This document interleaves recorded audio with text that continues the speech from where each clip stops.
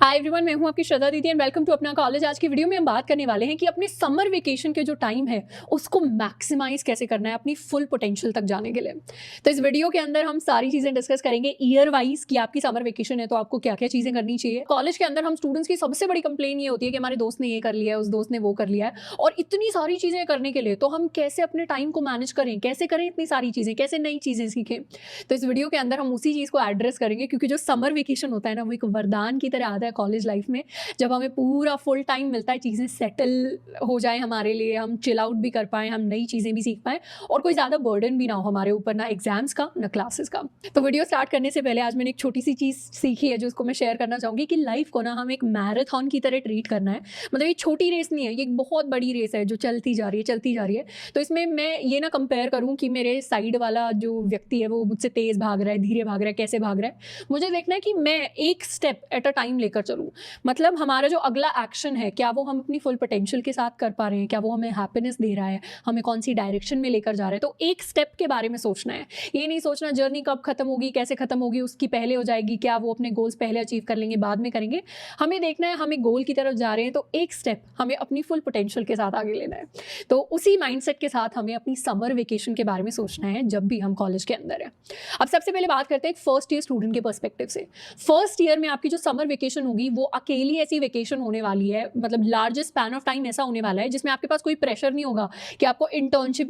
करनी है, आपके पास प्रेशर नहीं होगा कि प्लेसमेंट ही लेनी है। मतलब सबसे स्ट्रेस फ्री वेकेशन जो आपकी हो सकती है वो फर्स्ट ईयर में हो सकती है। तो ऐसे में मैं रेकमेंड करूंगी कि फर्स्ट ईयर स्टूडेंट्स जितने भी है ना, अपनी समर वेकेशन का शुरुआत का एक हफ्ता बिल्कुल बहुत पेशेंस के साथ, शांति के साथ या तो चिल आउट होकर करिए अगर आप थक गए हैं फर्स्ट सेकंड सेमेस्टर में पढ़ाई कर करके, या फिर you can go on a vacation with your friends या अपनी फैमिली। थोड़ा सा आप एंजॉय कर सकते हैं ताकि आपको फील हो कि एक वेकेशन आया है, एक स्ट्रेसफुल सेमेस्टर के बाद, आपके पहले बड़े एग्जाम्स आपने दिए हैं कॉलेज में आके, उसके बाद। अब एक बार जब हम थोड़ा सा टाइम एक हफ्ता निकाल लेंगे ना वेकेशन करते हुए, तो उसके बाद बाकी सारा जो टाइम होगा ना उसमें हम उन चीज़ों को सीख पाएंगे, उन चीज़ों पर ध्यान दे पाएंगे जो हमें एक्चुअली एक्सप्लोर करनी थी प्रोडक्टिविटी के पर्सपेक्टिव से। और उस टाइम पे गिल्ट भी नहीं होगा कि यार बाकी लोग तो स्टोरीज पोस्ट कर रहे हैं, बाकी लोग तो पोस्ट डाल रहे हैं, फोटोज डाल रहे हैं, हिल स्टेशन जा रहे हैं, बीच पे जा रहे हैं, और मैं क्या कर रहा हूँ। तो एक बार आप अपनी वेकेशन टाइम शुरू में निकाल लेंगे तो आपको गिल्ट नहीं रहेगा, एंड उसके बाद आप बाकी जो चीज़ें हैं अच्छे से एंजॉय होकर आप लर्निंग वाली चीज़ कर पाएंगे। तो वो जो लर्निंग वाला फेज आता है ना, उसमें सबसे पहली चीज़ जो हम कर सकते हैं वो है कि हम कोई नई स्किल सीख सकते हैं। यूजुअली कॉलेज स्टूडेंट्स शुरुआत में एक साइड हसल की शुरुआत करने के लिए, फ्रीलांसिंग वगैरह शुरू करने के लिए स्किल्स की टर्म्स में क्या सीख सकते हैं, हम ग्राफिक डिजाइनिंग सीख सकते हैं, हम फोटो एडिटिंग सीख सकते हैं, या फिर अगर हम कोडिंग की डायरेक्शन में जाना चाहते हैं तो हम एक प्रोग्रामिंग लैंग्वेज सीख सकते हैं। अगर हम कोर प्लेसमेंट्स को टारगेट कर रहे हैं तो फिर अपने किसी इंटर्नशिप वगैरह को हम देख सकते हैं किसी कोर कंपनी के अंदर, या फिर हम अपनी ऐसी स्किल पर ध्यान दे सकते हैं जो हम ऑलरेडी प्रैक्टिस करते थे। हमारी कोई हॉबी है, हमें मान लीजिए गिटार बजाना आता है, हम स्पोर्ट्स में बहुत अच्छे हैं, हम बैडमिंटन, टेनिस या फिर टेबल टेनिस बहुत अच्छा खेलते हैं, तो हम उसको और थोड़ा सा आगे लेकर जा सकते हैं। क्रिकेट, फुटबॉल, हम उसको और थोड़ा सा आगे लेकर जा सकते हैं। क्योंकि होता क्या है, हम स्कूल के अंदर बहुत ज़्यादा एक्टिविटीज़ में इन्वॉल्व होते हैं, पर जैसे हम कॉलेज के अंदर चले जाते हैं ना, हमारी प्रायोरिटीज़ चेंज हो जाती है। हम ग्रुप्स में हैंग आउट करना शुरू कर देते हैं, हम बाकी चीज़ें करना शुरू कर देते हैं, लेक्चर्स अटेंड करना शुरू करते हैं, खुद से पढ़ना शुरू करते हैं। तो उस केस में हमारी जो हॉबीज़ है ना, जो हमें एक्चुअली करना पसंद था, मान लीजिए आपको पोम्स लिखना पसंद है, आपको स्टोरीज लिखना पसंद है, आपको बुक पढ़ना पसंद है, स्पोर्ट्स खेलना पसंद है, तो ये सारी हॉबीज़ थोड़ी छूटती चली जाती हैं। तो इनको थोड़ा सा रिकैप्चर करने के लिए हम इन चीज़ों पर ध्यान दे सकते हैं। क्योंकि आपको ऐसा लग सकता है शुरुआती सालों में कि ये बस हॉबीज़ हैं, इनका कोई काम नहीं है, बट एक्चुअली ये हॉबीज़ काफ़ी इंपॉर्टेंट होती हैं आपकी लाइफ स्किल बिल्ड करने में। प्लस जब आप फोर्थ ईयर के अंदर या थर्ड ईयर के अंदर इंटर्नशिप या प्लेसमेंट के लिए अप्लाई करते हैं, तो रेज्यूमे के अंदर अगर आप एक ऐसी चीज़ है जो अपने अकेडमिक्स से हटकर, कोडिंग से हटकर आप दिखा पाते हैं रेज्यूमे के अंदर, तो वो एक टॉकिंग पॉइंट बन जाता है एचआर राउंड्स में कि कैसे आपने वो चीज़ परस्यू की है बाकी अकेडमिक चीज़ों के साथ में। प्लस आपको थोड़ी सी सेटिस्फैक्शन रहती है कि आपकी पर्सनालिटी में कुछ ऐसा नया एलिमेंट है जो शायद बाकी लोग परस्यू नहीं कर पा रहे। तो अगर आपको ऐसा कुछ साइड हॉबी जैसा कुछ करना अच्छा लगता है तो उसको आप परस्यू कर सकते हैं। सेकेंड चीज़ जो हम कर सकते हैं वो है कि आप कोई प्रोजेक्ट बना सकते हैं अपने फर्स्ट ईयर में। अभी आपका बिल्कुल फ्रेश माइंड है, हो सकता है आपके पास उतने टेक्निकल स्किल्स ना हो, तो ये बेस्ट अपॉर्चुनिटी है कोई भी स्किल सीखने का। इंटरनेट ऑफ थिंग्स, IoT को यूज़ करके आप कोई प्रोजेक्ट बना सकते हैं, डेवलपमेंट को यूज़ करके कोई प्रोजेक्ट बना सकते हैं, मशीन लर्निंग को यूज़ करके कोई प्रोजेक्ट बना सकते हैं। और ये प्रोजेक्ट जरूरी नहीं है बहुत हाई फाई आपको प्रोजेक्ट बनाना है, बहुत सिंपल सी पर बहुत क्रिएटिव सी चीज़ आप कर सकते हैं। इनफैक्ट मैं सजेस्ट करूँगी आप प्रोजेक्ट बना रहे हैं तो एक टीम में बनाइए, अपने 2-3 दोस्तों को साथ में लीजिए और एक ऐसा प्रोजेक्ट बनाइए जिससे आपकी टीम बिल्डिंग स्किल्स बढ़े, जिससे लीडरशिप स्किल्स बढ़े, और जिससे आपको एक ऐसा छोटा सा एक्सपीरियंस मिल जाए कि टीम में रहकर काम कैसे करते हैं, और वो प्रोजेक्ट भी बन जाए, उसको आप थोड़ा सा सीख भी गए, उसको एक्सप्लोर कर लिया आपने 1-2 महीने में, एंड उसको फिर आप अपने रेज्यूमे में भी डाल सकते हैं। चौथी चीज़ जो मैं रेकमेंड करूँगी वो है कि फर्स्ट ईयर में अगर इन सब चीज़ों पर आपको ध्यान नहीं देना, आपको डायरेक्टली इंटर्नशिप्स की डायरेक्शन में या फ्रीलांसिंग की डायरेक्शन में जंप करना है, तो सबसे पहला स्टेप होगा कि अपने कॉलेज के जितने भी फेसबुक ग्रुप्स हैं, व्हाट्सएप ग्रुप्स हैं, आप उनको ज्वाइन कर लीजिए जिनमें सीनियर्स होते हैं। यूजुअली जो सीनियर्स ग्रेजुएट कर जाते हैं, अपने फोर्थ ईयर में होते हैं, वो अपनी कंपनी से रिलेटेड इंटर्नशिप अपॉर्चुनिटीज़ के बारे में पोस्ट करते रहते हैं।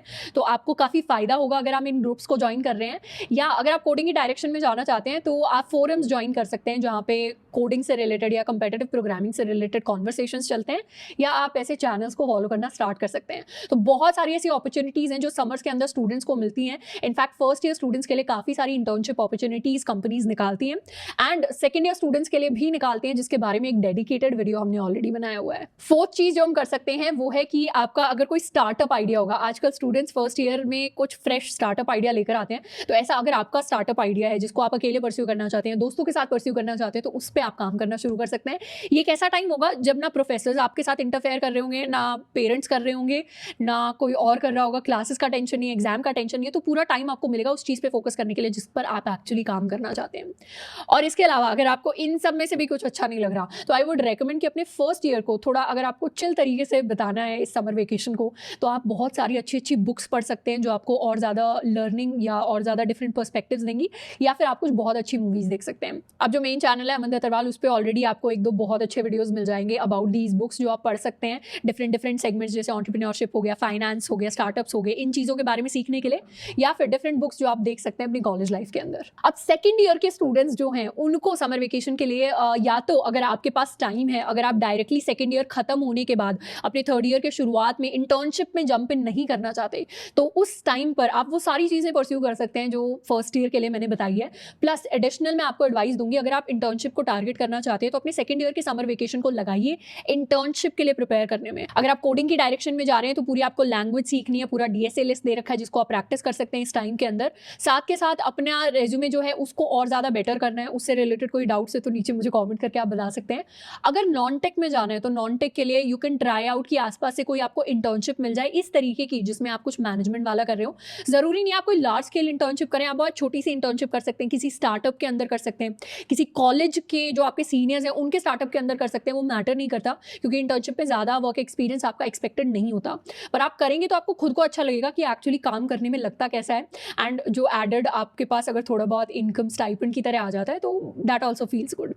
इसके अलावा आप प्रोजेक्ट्स बना सकते हैं। अब रेज्यूमे में यूजुअली स्टूडेंट्स के लैक होते हैं बहुत अच्छे लेवल के प्रोजेक्ट्स या फिर यूनिक प्रोजेक्ट्स। यूजुअली हम क्या करते हैं, यूट्यूब पर जाते हैं, जिसने कोई भी रैंडम सा प्रोजेक्ट बनाया हुआ है उसी को हम कॉपी कर लेते हैं। अब ऐसे प्रोजेक्ट्स देख देख के ना इंटरव्यूअर्स भी थक गए हैं, इसीलिए यहाँ पर हमें क्या करने की जरूरत है, एक ऐसा प्रोजेक्ट करना जिसमें हम एक्चुअली इंटरेस्टेड हो, या फिर ऐसा अगर हमें आइडिया नहीं मिल पा रहा है तो ऑलरेडी जिस भी प्रोजेक्ट को देखकर हम अपने वाला प्रोजेक्ट बिल्डअप कर रहे हैं वहाँ पे अपना कोई यूनिक टच डालना। तो कोई भी अगर आप यूनिक चीज़ लेकर आते हैं ना प्रोजेक्ट के अंदर, तो इंटरव्यूअर को हमेशा एक इंटरव्यू के अंदर वो चीज़ इंप्रेस करेगी अगर आप अपने प्रोजेक्ट के बारे में बात कर रहे हैं वहाँ पर।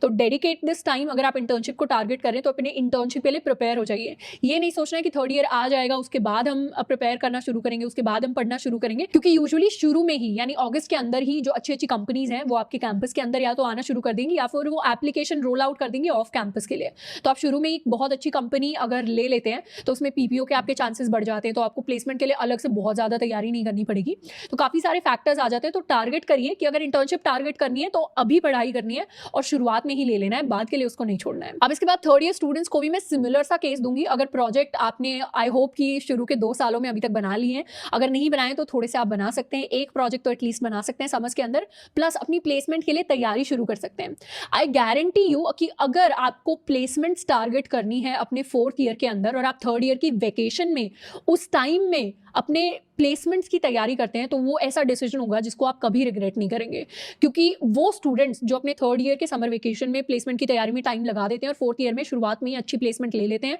उनके लिए द बेस्ट केस सिनेरियो रहता है कॉलेज में, क्योंकि उनके पास एक अच्छा स्ट्रॉन्ग बैकअप प्लान होता है, उसके पास एम्पल अपॉर्चुनिटीज होती हैं। अगर स्टार्टअप की तरफ जाना है उनको तो फिर वो चीज़ें कर सकते हैं अपने फोर्थ ईयर के अंदर, पूरा किसी और डायरेक्शन में जाना है, मास्टर्स की तैयारी करनी है, तो वो सारी चीज़ें करने का आपको फ्लेक्सिबिलिटी एंड टाइम मिल जाता है अगर आप थर्ड ईयर की वेकेशन के अंदर ही फोर्थ 4th ईयर वाली प्लेसमेंट की तैयारी कर लेते हैं। इसके साथ साथ अगर आपकी ऑलरेडी एक इंटर्नशिप है जिसको आपको कंप्लीट करना है तो आई वुड सजेस्ट उस पर ध्यान दें, और अगर वहाँ से आप पीपीओ एक्सपेक्ट कर रहे हैं या फिर आप चाहते हैं कि वो आपको पीपीओ दे दे तो वहाँ पे अच्छे से काम करना है। बट अच्छे से काम करने का मतलब ये है कि ऑफिस टाइमिंग्स में आप वहाँ का काम कर सकते हैं, वीकेंड्स पर थोड़ा बहुत डेडिकेटेड काम कर सकते हैं, पर कभी भी अपने पीपीओ पर कंप्लीटली 100% रिलाई नहीं करना, क्योंकि मैंने अपने बैचमेट देखे हैं जिन्होंने 100% पीपीओ पर रिलाई किया, बहुत अच्छा उनका काम था, बहुत अच्छा मैनेजर्स का इनपुट था, बट कभी कभी ऐसी सिचुएशन आ जाती है कि पीपीओ नहीं आता। पीपीओ यानी प्री प्लेसमेंट ऑफर, इंटर्नशिप करने के बाद डायरेक्ट आपको जॉब ऑफर आए, इसकी 100% कभी कोई गारंटी नहीं होती, तो आप डिसअपॉइंटेड भी हो सकते हैं। अब इस केस में जरूरी नहीं है कि आपकी गलती हो, जरूरी नहीं है आपके मैनेजर की गलती हो, ऐसा भी हो सकता है कि कंपनी ने जो हायरिंग है उसको कम कर दिया है, नंबर्स को कम कर दिया है,